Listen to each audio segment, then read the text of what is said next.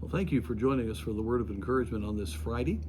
And this is always a time of reflecting back on how God has worked throughout our week. And I really want to encourage you to learn to reflect, to stop on a regular basis and think through, what have you learned? Where can you go further? Not introspection, not negative thinking, but just really thinking through truth, thinking through what God is doing, letting God work in your life, and you can keep growing when you do that. Well, I want to go to 2 Chronicles chapter 5, and this follows several chapters of the building of the temple. This, of course, was David's heart, to see his son be able to build the temple. He had prepared well for it. And Solomon asked God for wisdom, and God gave him wisdom. And Solomon followed the exact pattern of David when it came to building the temple. And that's very key. It's one of the reasons that he had the blessing that he did, because God had given David the blueprint for the temple.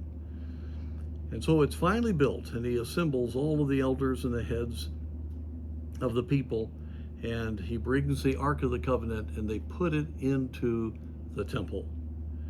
And we read in verse 13 of chapter 5, and it came to pass, as the trumpeters and singers were as one, to make one sound to be heard in praising and thanking the Lord. And when they lifted up their voice with the trumpets and cymbals and instruments of music, and praised the Lord, saying, For he is good, for his mercy endureth forever. That then the house was filled with a cloud, even the house of the Lord, so that the priests could not stand to minister by reason of the cloud. For the glory of the Lord had filled the house of God. This was going to be a time of great joy and encouragement for the people of Israel, because this temple that had been built was going to be the place they could meet with God, and God showed his pleasure in what was done, and that it was done the right way, by coming in the Shekinah glory to the Holy of Holies. And the Holy of Holies could not contain his glory. And it was like it was when the nation of Israel was going through the wilderness. They had the glory in that glorious cloud during the day and the pillar of fire by night. And now you had the glory of God upon this temple.